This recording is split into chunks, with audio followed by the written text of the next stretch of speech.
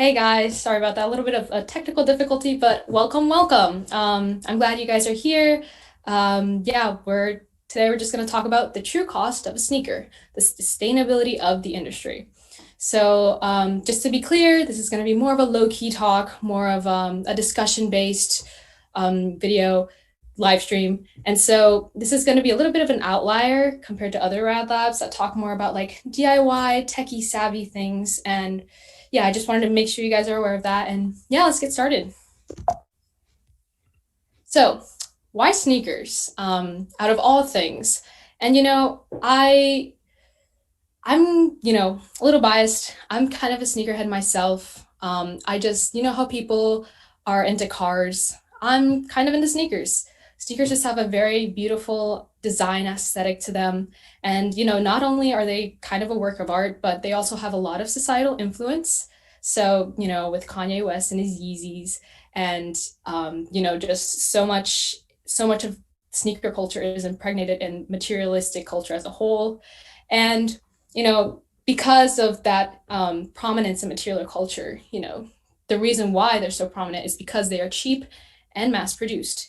And we're going to be talking a little bit about why they got to the place that they are today in terms of, cheapness and mass production. So, yeah.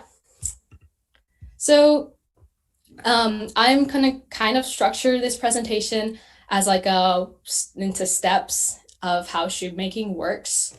And so we're, like it says on the title, it's a little complicated, but we're going to make it work. We're going to go step by step. I'm not going to, bombard you with information. This is only supposed to scratch the surface of what actually goes on behind the sneaker industry. And so we are first going to talk about the raw materials that go into shoemaking, followed by component manufacturing, followed by footwear ensemble assembly, followed by finished product packaging, shipment and retailing, and then recycling and disposal. So let's first start with the raw materials of a sneaker. And the thing is, are they really raw? Well, yeah, a little bit of a head scratcher there. Sneakers are actually they have a lot of plastic in them, which isn't surprising. But when I first heard of it, I never really sat down and thought like just how much like chemical and synthetic materials that goes into making these sneakers. On the left here, we have like a list from a National Geographic article on sneakers, and chemistry class, flashbacks, and it's a lot of synthetic materials. And you're probably thinking like, why? I thought sneakers were made of like leather and more natural products. Like, why aren't they like that? And first things first, it's cheaper to make them with synthetic materials. It's easier to mass produce, as we've said earlier. And not only is it like, are the companies benefiting from like, making these like sending away all these sneakers at very cheap prices, but it actually fit the need of athletes and aesthetics. So a little bit of a history here. Sneakers really started coming into like society back in the 1900s. Tennis was a big sport. People wanted tennis shoes, and companies were like, let's make tennis shoes. And from there, people started to realize the beauty of sneakers, like how much it can make somebody's outfit based on its color scheme, based on how it looks. And companies started to take advantage of that. They knew that plastic was something that was cheap and could actually look very beautiful if organized in the correct way. And as I've said, not only is it the aesthetic way of why companies choose plastic, but as I've said, like tennis shoes were made for, to play tennis. So, as society progressed, sports were starting to be a big thing in the 80s, and companies were like, you know what? Let's just, if we can advertise this shoe to make somebody faster, we're going to do it. And so, compared to like leather and other more natural materials that shoes were once made of, plastics are actually much lighter. They're much faster. Well, they made athletes much faster because they were so light. And yeah, that's one of the reasons why plastic. You see all these like chemicals in a sneaker. And so next up on the whole grid is component manufacturing. Just before we're not going to get too deep into component manufacturing, just because sneakers are made with like it's like a puzzle piece. It's like a 500 puzzle piece, like 500 piece puzzle piece. Like it's a lot of stuff that sneakers are made out of. And so just to kind of break it down a little bit, I drew a Puma RSX Toys model, which is a shoe that you can actually get, if you search on the internet.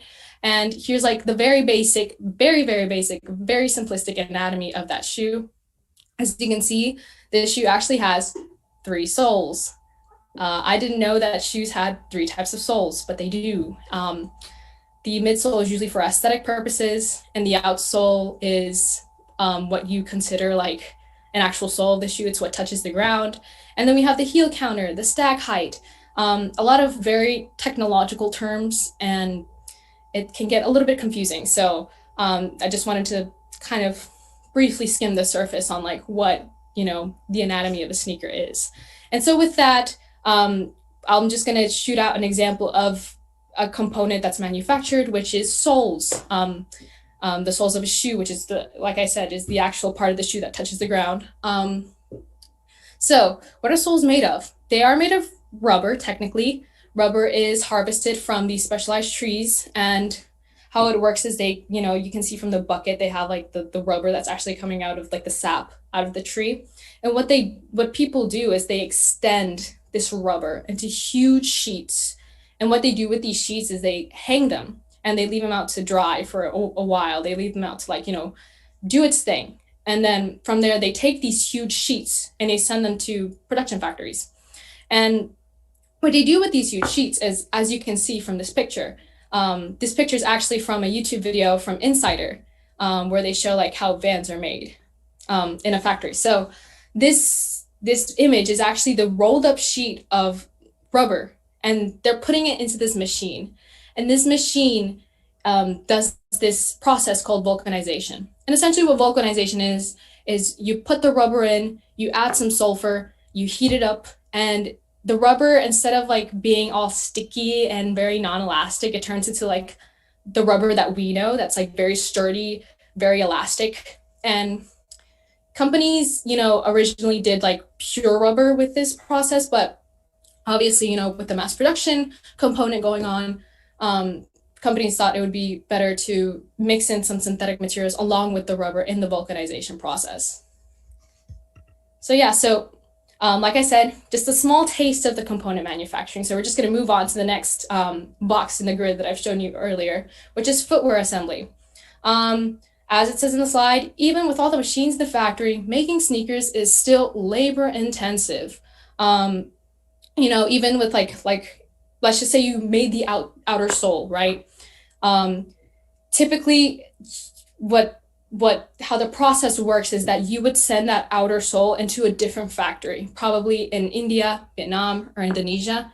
And, people who work in the factory would typically take the sole and take some fabric or some other synthetic material that's given to them by another processing factory. And then they would stitch it together or they would lace it together. And it's very, there's a lot of, it's not hectic, but it's very complex. We're not going to get too deep into the human ethics of this industry in this presentation, but this is still a very important and very, something that needs attention in this industry. So I don't want you guys to completely like disregard it. But yeah, just know that there's somebody who probably stitched the laces in your Converse or in your Nikes. So we need to take into account on that. And then next on the grid is finished product packaging and then shipping.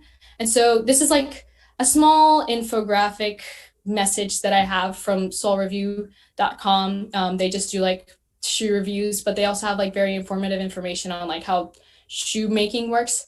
And I don't know if you can see from the like the text, but according to this infographic, about $20, it costs about $20 to actually manufacture the shoe in Asia. And then the shipping costs around $1, insurance 30 cents, sorry. Then US customs $1, and then the landed cost is $24.30. Very very rough estimation, but as you can see, like the main takeaway is that mainly all of the costs come from manufacturing itself. So yeah, and then after the shoes get shipped, we see them at our local Nike outlet or our local Chuck Taylor store. And so, and this is kind of like the part where we come in, the consumers. And I included this quote from a National Geographic article where it says, worldwide, more than 24 billion pairs of shoes were made in 2018, with over 2 billion pairs sold in the US alone. That's more than 7 pairs per person each year, filing up Americans' closets, piling up near doorways, and eventually making their way to the trash. Now, 24 billion pairs is kind of a hard number to, guesstimate in your head, but just know that it's an incredible number, and that number keeps increasing every year. Like how many shoes are made, as the world population keeps increasing. It's just crazy that there's like more shoes than there's like almost triple the amount of shoes than people on this planet. And so this isn't included in here, but the US is actually the main consumer for sneakers. We're like essentially sneakerland here. It's crazy. The carbon footprint of all those sneakers, 313 million metric tons of carbon dioxide is produced annually from this industry. And as you can see here from a 2012 MIT study, 64% of the shoe industry is like the carbon emissions from that industry is from manufacturing alone. So not only manufacturing is like the most expensive component in the industry, but it's also the one that emits the most, pollution. And on top of that, remember when we talked about like how many plastics are in shoes and stuff? Well, making that plastic also costs energy, and it costs, a lot of environmental problems. So it's something to also keep in mind. And so, with all this bombardness, like, oh my gosh, wait, what? What are we going to do? Luckily, this is where the innovation comes in, which I find really fascinating. The sneaker industry, whether out of, actually realizing the problems that are being caused by the industry or because of consumer trends, they're doing something nonetheless. And so there is this company called Allbirds. It is, Adidas is its parent company. And Allbirds, prides itself in making shoes that are from more natural products and that are more sustainably sourced. So here in this specific picture, I have the Tree Dashers model of Allbirds. And the reason why it's called Tree Dashers is actually because it's made from eucalyptus trees. So they kind of grind the eucalyptus trees into these really nice fine threads. And they market them as being extremely durable, much more durable than the average, sneaker in the market. And on top of that, being much more environmentally friendly because they can, they're made from these natural products. And so the next shoe that I want to feature is the Nike Fly Leather. Now, the leather that's used in Nike Fly Leather is synthetic. It's not real, but Nike is priding itself with this shoe because this synthetic material is actually their cleanest synthetic material. Since I don't even know, like it's something that they're priding themselves a lot by reducing the carbon emission based on the specific leather that they're marketing. I do not know exactly the scientifics behind it, but it's nice to see like such a powerful brand like Nike is at least stepping up and trying to, not providing solutions, but at least alternatives. And so next we have Adidas. They personally, not to be biased, personally, I feel like they're doing an okay job as well with, with trying to resolve this problem. So one of the shoes that Adidas recently came out with about 5 years ago is this collaboration with Adidas Parley. Parley was, I think, this company who they would collect ocean plastic and they would then like grind it up and make it into these very fine threads, this like almost yarn. And so Adidas kind of, saw the potential in this innovation, and they decided to partner with Parley, and they started making shoes that were made out of ocean plastic. And so as you can see here, like they advertise it almost like as if like there's a fishnet. And they've been relatively successful so far. Recently, I think they've sold 1 million pairs.